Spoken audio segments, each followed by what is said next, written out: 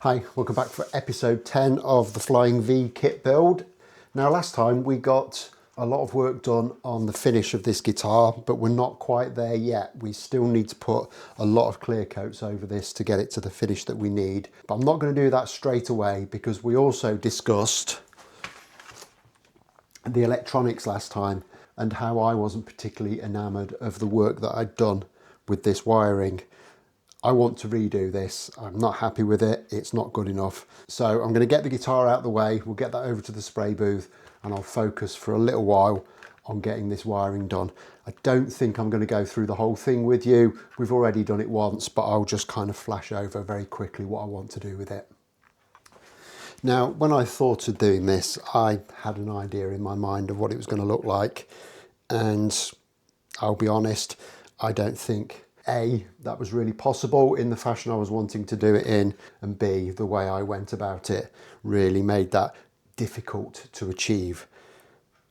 So I'm going to have another go, but the first thing I want to do is just kind of have a look at it and see if there was any bits I am happy with. And I've already done this, I've gone through it, and there are some bits that really worked well for me. The first one was the way the cap's mounted. That's completely invisible when it's in the guitar, so that worked well. And the second was this bit of bus wire that I used to connect all the grounds together. That really worked well, and it's kind of almost invisible when it's in the guitar. It's kind of a level of competent that I'm happy with, and it's a level that I want to kind of replicate for the rest of it. And to that end, I've got a load more bus wire. And I'm thinking, can I do the whole thing in the same way so that all of this wiring around the periphery just isn't there and everything will be kind of behind the controls. There might be some little bits that poke out here and there, but on the whole, it would be virtually invisible. And that's what I'm going to do. But obviously there's going to be risks involved with this, with stuff getting grounded where it shouldn't get. So to help that, I've bought some white heat shrink, and I've got plenty of black heat shrink as well. I'm not going to cover all of those bus wires with heat shrink. I'm going to do it in places where there either might be a problem with it grounding or where I need to identify if it's a ground or a live. So I'm going to use that quite sparingly, but I think it can work. I just need to make it so. Somebody did mention about super gluing these together and how it might be a problem. It came apart really, really easily. So I really don't think that the super glue was a massive issue at all. Okay, I think the first thing I need to do is get everything off of this pick guard because I don't want to damage the pick guard, and then get it back onto the block that I worked on last time, and then I'll start to do this. Like I say, I'm not going to film the whole thing because we've already been through this once.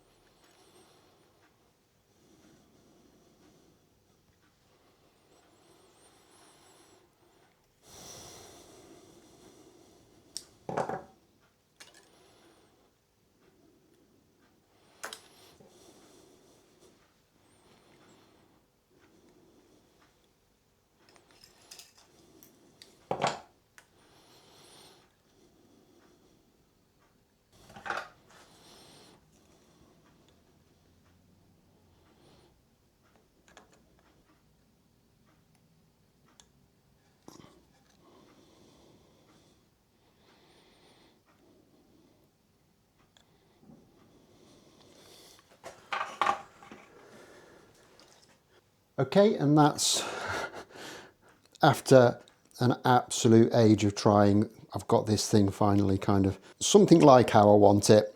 Most of the wiring is now kind of hidden behind the pots. So there's just these short little runs that are going to go and the gaps between the pots. And apart from these two little wires that come off, which will attach to the pickups, I might do something different with those.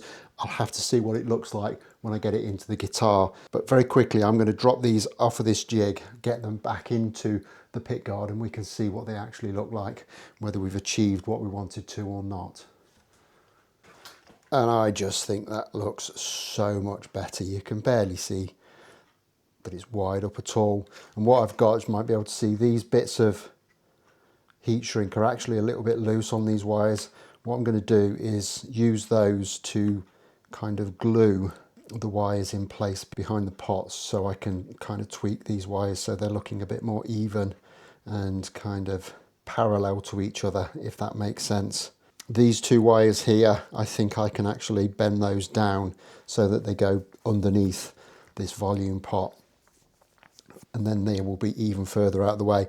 I think the cavity ends somewhere about here, so you're not going to see an awful lot of what's going on here. So I think this is a really, really good solution. And if I can just stop it from shorting on itself, which I think I can do, it should be absolutely bob on. Okay, so with that kind of sorted out for the time being, we can kind of put it to one side, get the guitar back on the bench and start getting ready for the next stage of the finishing process. And that next stage is going to be more clear coats.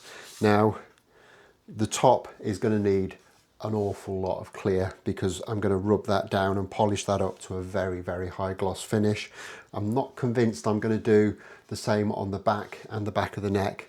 I might do, I don't know. We'll just have to see how it goes. But before I do anything else on the back, it doesn't seem to have gone down very uniformly. There's almost like there's a little bit of blushing on some of this black. So I don't really want to spray directly over that, because it might just kind of continue to be there after we get the clear coats on. So I'm going to get some, I think I'm going to use Super Acrylics, you know.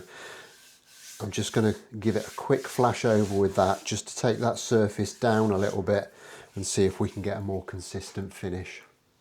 And I'm going to use this Super Acrylics for one main reason. This paint will still be relatively soft and it'll clog normal sandpaper up quite badly, but this stuff you can just kind of give it a brush off with some cloth and it generally cleans up okay. And as you can see, that's kind of brought that back to a much more even colour.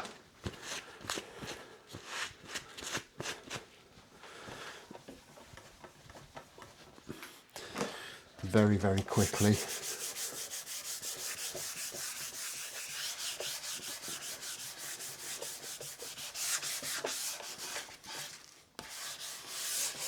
Obviously I want to be a little bit careful with this, because I don't want to rub through and go back to the wood. But that's gone very, very quick. Happy with that. But while I'm at it, I'm remembering that there was a little bit of a run there. So now is probably as good a time as any to give that little area a bit of a rub down and try and get rid of that run. And like I said in the other episode where I put the run in, after a few days drying, that run has shrunk back an awful lot. So it is actually fairly straightforward to just flat that little bit down. And that's completely gone away. Happy days. Right, just do the same up here on the neck and we're good to go. Back to the spray booth.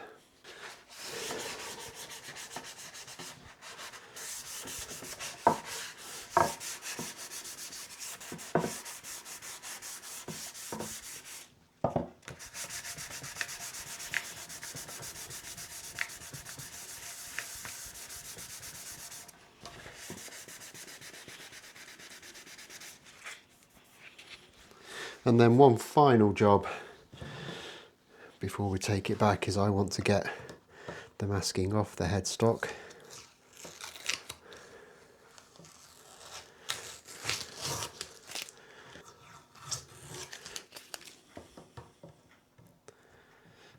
Because I think it would be a really nice idea to kind of replicate the burst that we put around the body around the edge of this headstock.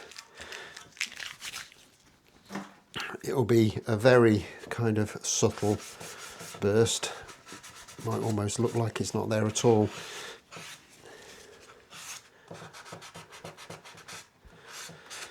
But I just think that would really tie everything together.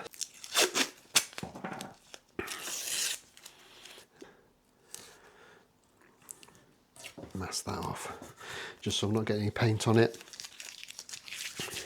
We can blast this back over to the paint booth now. I'll just go around this edge with a very, very small subtle burst with the airbrush, and then we can get it hung up and start to get some clear coat onto it.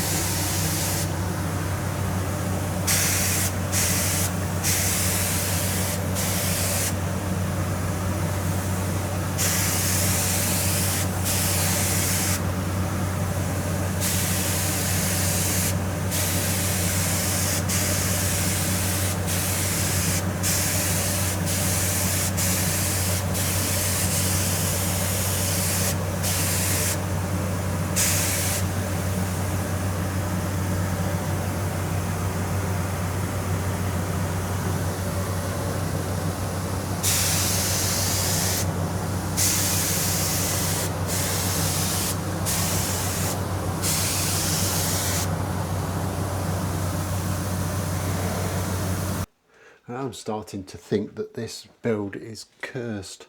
I don't know if you can see that there. The paint gun has spat out some white stuff. I don't really know what that is. It's not brilliant. There's a little bit on the front and there's a couple of bits on the back there. Not ideal. Could have done without that. That bit on the black might not be so much of a problem because I could always just touch in that black a little bit, but there's some little spots kind of in here as well. I'll leave this to dry and then just see if I can clean that off. Nightmare. Okay, so I've just said I've got no idea what that is. Of course I do. It's paint. It could only be paint. It's come out of my spray gun. The only thing I put in my spray gun is paint. It looks like I haven't cleaned this gun out as properly as I thought I had after I sprayed the Johnny Ramone guitar, and I've got some residue of white paint that appears to have dried in there, and that's just come out and splattered all over that clear coat. And the problem with this is And I've said this a lot about nitro finishes, as you put one coat on top of the previous coat, it kind of melds itself into it. So there's no guarantee that this paint is just kind of sat on the surface. So I'm going to just see if I can have a quick sand at that and get it out.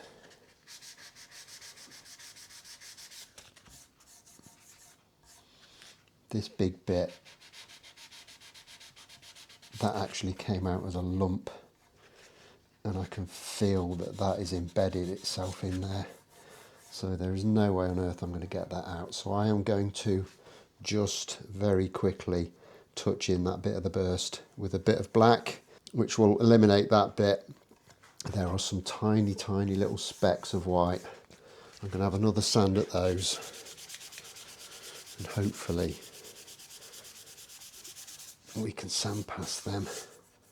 A bit of a nightmare, not really what I wanted to happen, but these things are sent to try us and all that.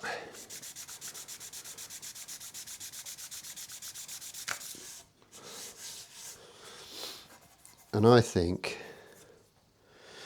I'm pretty much through that now. Just give it a tiny little bit more. Yeah, you'd need eyes like a shithouse rat to see that. Right, let's get this back across. We'll just touch in this little bit of black. I have thoroughly cleaned the spray gun. I've had some thinners soaking in it overnight, so hopefully once we clean that out, get some fresh lacquer in there, we shouldn't have any repeats of this.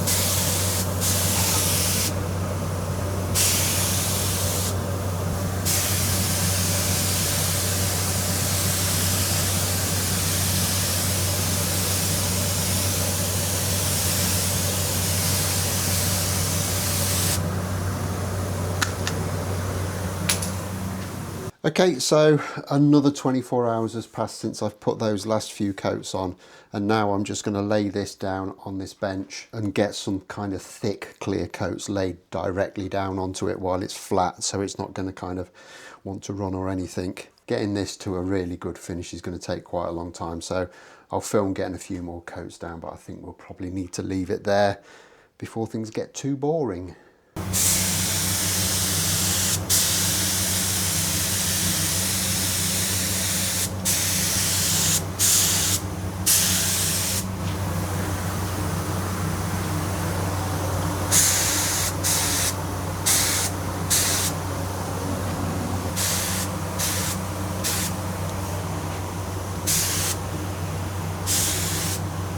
So I've put a couple of really thick coats over the top of this now, and it's kind of had time to flash off, and I think it is starting to look really nice. I'm very happy with it. There's still a little bit of texture because obviously we weren't able to grain fill this veneer, but I think on the whole we're looking very nice, so not a problem whatsoever with that. There is still a lot of lacquer to go onto this. It's going to take me probably a couple of days to get it all down properly. So I'm going to leave this video here and crack on with that off camera. I'll be back in a few days time where I don't think there's a huge amount more to do, but to start the assembly process on this one. But obviously that's for next time. So until then, don't forget to hit the like button if you've enjoyed this, subscribe if you haven't already done so, and I'll look forward to seeing you then. Thanks a lot for watching. Bye bye.